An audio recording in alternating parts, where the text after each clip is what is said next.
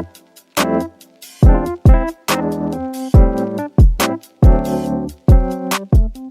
there, just over here, we're going to continue our conversation on solutions. And what you should have learned thus far is, number one, a solution is made up of two or more substances joined together into form a homogeneous mixture. Okay, so you should have learned what a solution was. Number two, you should have learned that most chemical reactions happen in solution. Most of the chemical reactions that we see take place, or that we can't even see take place, happen in solution. What you also should have learned, number three, is that solutions are made up of two specific parts. And the first specific part is going to be called the solute, and that is what is being dissolved. And then the solvent is what is doing the dissolving. So these are the things that you should have learned, and this is all going to equal out to be a solution, or two or more substances joined together to form a homogeneous mixture. Okay, so today in this video, specifically now, what we're going to do is really pick out what the solvent and the solutes are in solution. So let's say we have three specific flasks. So we have one flask here, and I'm gonna obviously copy and paste this because I don't want to continue to draw that. So let's copy. Let's duplicate this. Let's take this over. Let's duplicate this and take this over. So we have three specific flasks. And in all of these flasks, we have water, right? So this is H, and I'm going to write that in green just right here. This is represent water, H2O. And so what we're going to do is we are going to make solutions. So in this first solution right here, solution number one, we'll call this solution number two, and this solution number three, we are going to put some, let's just go ahead and put some NaCl into this solution, okay? So we put some NaCl. We have a salt shaker here, which is going to look like this. We have a salt shaker, and we're just going to put some NaCl in here, okay? And then you are going to have a spoon that's going to come in here and basically stir all of this up. And all of this is going to, all of the salt, the NaCl, is going to what? It's going to dissolve inside of this H2O. and form a solution, right? So you have a piece that is dissolved of this solution and a piece that is the dissolver. So what would you say in this solution is the solute? What is the solute? The solute in this solution. And what is the solvent? So what is being dissolved is the, let's do this, NaCl,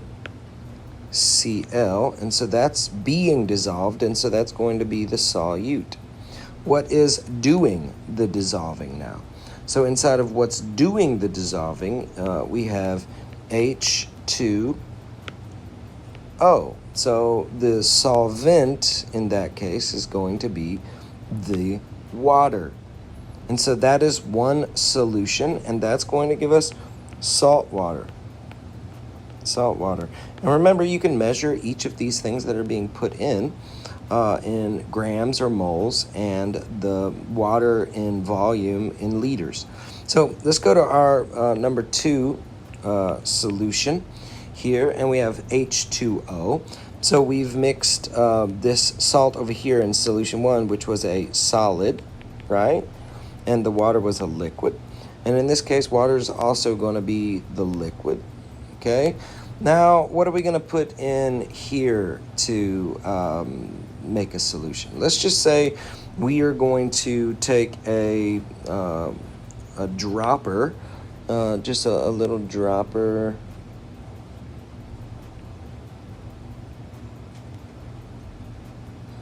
And we are going to drop some, let's use green. We're going to drop some HCl, which is going to be hydrochloric acid. We're going to drop some hydrochloric acid, and that's also going to be in the liquid phase. Okay, so in this one over here, we dissolved a solid into water, and so this is going to be just a tad bit more difficult, because when we think of solutions, we think of liquids in the first place, but we think of, say for example, we think of liquids doing the dissolving of a solid, but here we have two different liquids. And so what is going to be our solute in this one? What is going to be our solute, and what is going to be our solvent in this one? Well, our solute is being placed in here in the least amount. Remember, our solute is what is least in here. And so what is least in there is going to be our HCl. And the HCl is being dissolved, and so that is the solute, what is being dissolved. And our solvent, once again, is going to be our H2O. Our solvent is what is doing the dissolving. Okay, so there we go. We have a solid being dissolved, a liquid being dissolved. Now let's take this third beaker right here, and let's make another solution. So in this solution, we are going to take some, let's say we're going to take some carbon dioxide. We're going to take some carbon dioxide. In this one, we are going to have a lid, and it's going to have like a little hole in it, right? And then we're going to have a tube that's running out of this little hole. And inside of this tube, we are going to put in some CO2. So we put some CO2 in here. We're going to make our CO2 yellow. So CO2.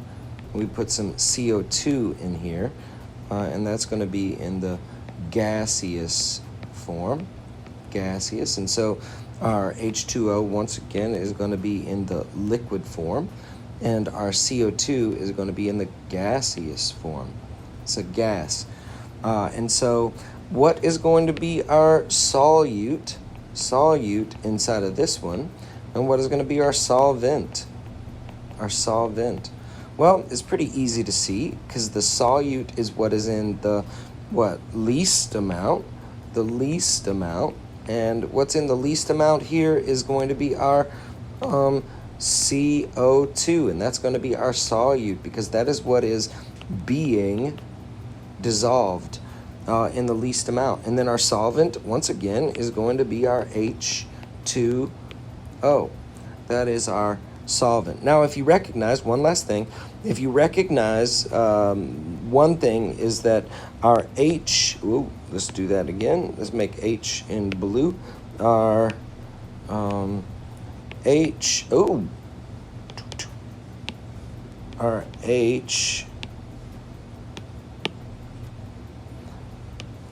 blue. So our I'm not doing it again. H2O. So our H2O is, and these three up above, our H2O is our solvent, what is doing the dissolving. Now, what I need for you to write down is that water is considered the universal solvent. It's the universal solvent. Why? Why is that? Because water is a polar substance that can dissolve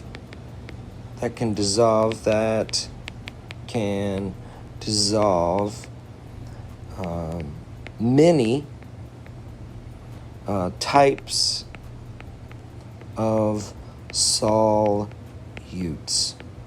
So water is considered the universal solvent because it's a polar substance. We'll talk about that a little bit more in just a moment. Polar substance that can dissolve so many, let's just do that, many solutes, okay?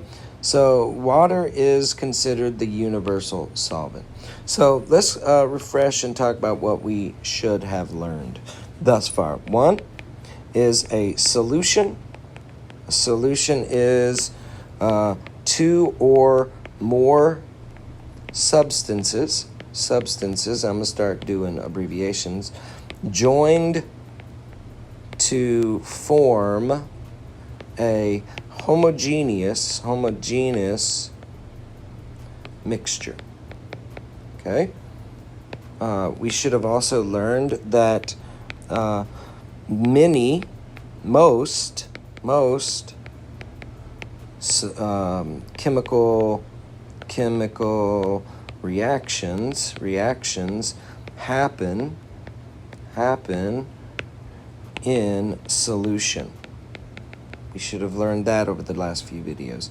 3, we should have learned that solutions have 2 main parts.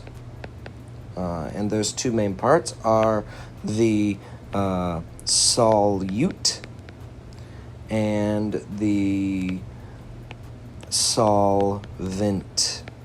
And these equal a solution, okay? The solute is being dissolved,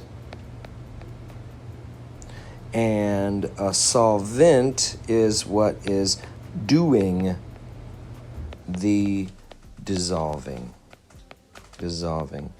Number 4, what we should have learned is that water is considered the universal solvent. Why? Because it is a polar molecule that can dissolves many different solutes.